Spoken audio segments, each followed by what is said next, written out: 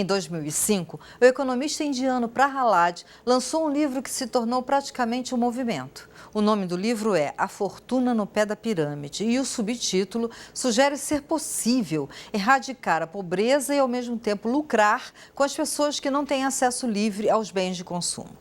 No livro, Prahalad afirmava que 35 a 40% das pessoas que vivem em cidades são consumidores do pé da pirâmide. Pessoas que carecem de crédito e de confiança para poderem escalar um degrau através do consumo.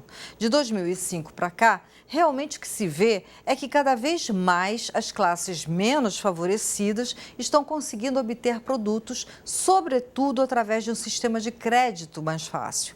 Mas será que isso é bom? Para debater conosco sobre a questão, a série Empreendedorismo e Sustentabilidade do programa Entrevista traz hoje o Superintendente de Economia e Inteligência de Negócios da FEComércio Rio, João Gomes. Obrigada, João, pela sua presença. Eu queria saber de você primeiro o seguinte: quando o Prahalad escreveu esse livro, essa tese, na realidade, o mundo ainda não estava tão preocupado com a escassez dos recursos naturais. De qualquer forma, as classes mais baixas, elas foram acabando sendo beneficiadas com esse pensamento de fazer fortuna com o pé da pirâmide. Como é que você vê isso? Pois é, a base da pirâmide, aqui falando especificamente do Brasil, ela foi bastante favorecida nas últimas 2 décadas, porque o pior imposto, para a população é o imposto inflacionário. Então você passou a viver num ambiente de estabilidade, num ambiente de previsibilidade. Então, isso foi o primeiro impacto na segunda metade da década de 90. E a partir daí houve crises sucessivas, Óbvio, o país viveu uma turbulência muito grande, e taxas de juros bastante elevadas, mais que o dobro das atuais. Mas a partir de 2002 você tem uma desaceleração desse custo do dinheiro, que é a taxa de juros, e você começou a ter medidas de incentivo ao crédito, medidas importantes, medidas microeconômicas, como a entrada de questões específicas para financiamentos de prazo mais longo, questões específicas tais como o crédito consignado. Então, assim, o amadurecimento do crédito naquele momento já começava a despontar.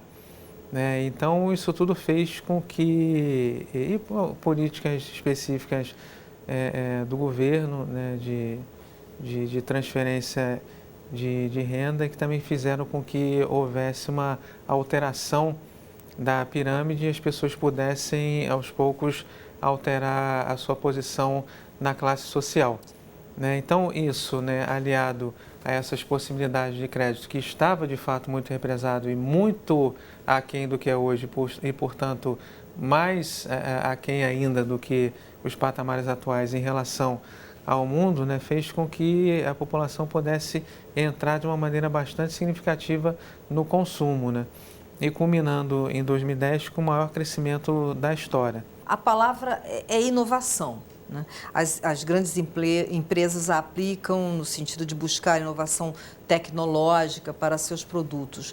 O comércio também tem que pensar nesse sentido de inovação. Como é que ele pode pensar em inovação? Olha, vejo que existem dificuldades bastante específicas do comércio com as quais ele vai ter que lidar. Não digo dificuldades, mas mudanças significativas com as quais ele vai ter que mudar, vai ter que lidar nos próximos anos. Um caso bem claro é o offline para o online, Então, assim, você tem hoje praticamente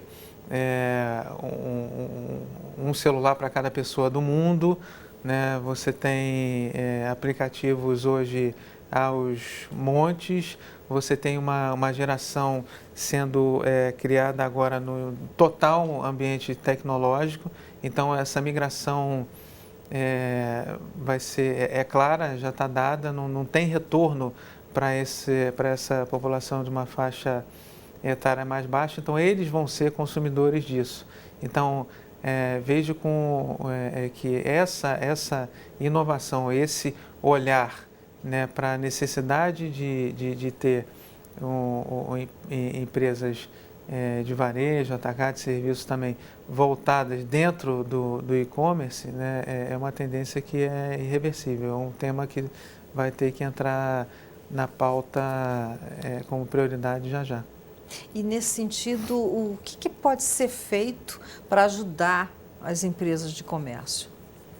Olha, criar plataformas específicas, informações, produzir cases, né, parcerias, para que você possa disseminar isso de uma maneira eficiente para os empresários da base também, porque a gente fala da base de consumidores, mas tem empresários que são da base também da pirâmide de empresários. A gente está falando hoje só de micro e pequenos empresários, são 98% do total, né?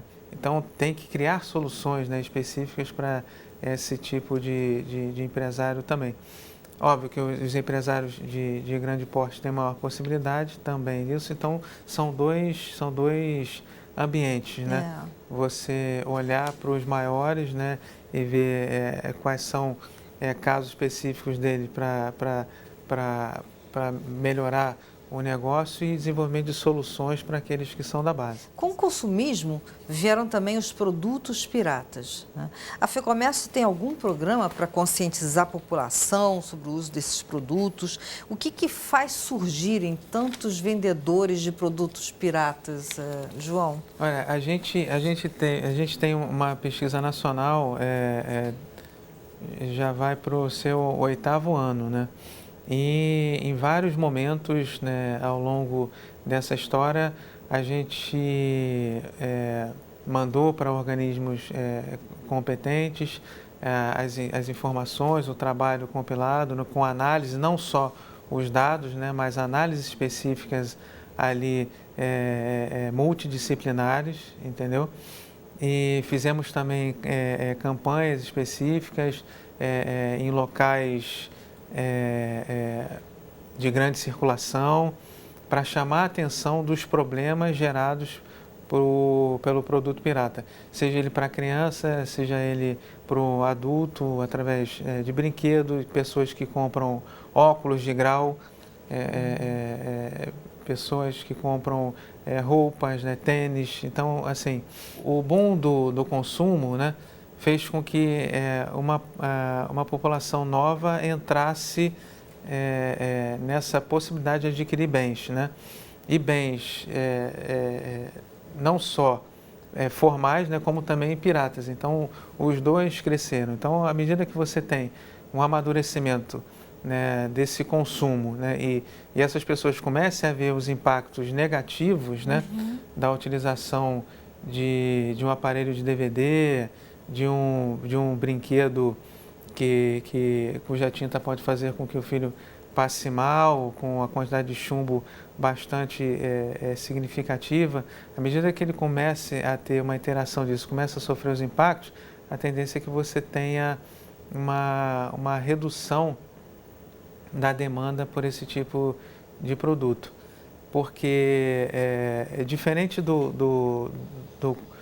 de produtos, vamos dizer assim, com ambientalmente sustentáveis, né, que tem o rótulo e tal, né?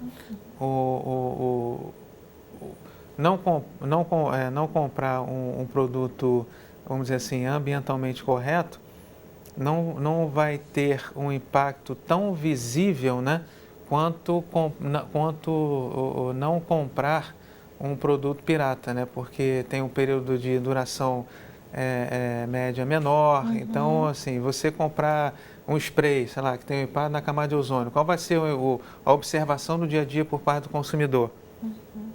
Né? Ele não consegue enxergar. Sim. Agora, compra um aparelho de DVD, na semana seguinte ele está quebrado. Ou compra um DVD, um CD, coloca num aparelho de DVD normal, ele não funciona ou prejudica o funcionamento do aparelho. Ele está vendo aquilo. Então, assim, é uma maior chance de que você tenha, pelo lado do consumo daquele bem durável, né, um impacto positivo, né, para a não compra do que um produto ambientalmente não tão diretamente com impacto quanto teria aquele produto pirata. Ok. No Rio de Janeiro, tem 340 mil estabelecimentos comerciais que geram 1.800.000 empregos. Se a onda de redução do consumo pegar, você acha que esse cenário pode ser, de alguma forma, afetado? Olha, a desaceleração, a gente vai, o varejo no país, né, o comércio, né, vai crescer, de repente com impacto maior num setor ou em outro setor, mas a desaceleração a gente já tem observado, né? Então, principalmente por conta de elevação de taxa de juros, né? Por conta de desaceleração de investimentos aqui no país. Então, assim, o bom do momento, né, do retrato econômico é que você tem vamos dizer assim, uma estabilidade financeira medida pelos níveis de inadimplência, né? Então, assim, você tem uma desaceleração, mas o nível de emprego, né, mesmo o saldo positivo desacelerando, você tem uma taxa de desemprego em níveis muito baixos, né? E uma renda ainda razoável, né? Então, é um momento de estabilização, um momento de calmaria para ver o que vai acontecer nos próximos meses, né? E muito provavelmente já tendo algum tipo de reversão para o final do ano aí para as compras de Natal. Então, é possível que haja uma desaceleração agora no terceiro trimestre e aí você tenha as pessoas voltadas mais para o acerto das suas contas e logo depois aí pegando carona na segunda parcela e voltando para um nível de consumo não tão elevado como nos anos anteriores, mas um pouco mais forte do que a gente tem observado aí nos últimos meses. Ok. Muito obrigada, João, pela sua presença. Obrigada a você de casa pela companhia. Ficamos por aqui e um abraço.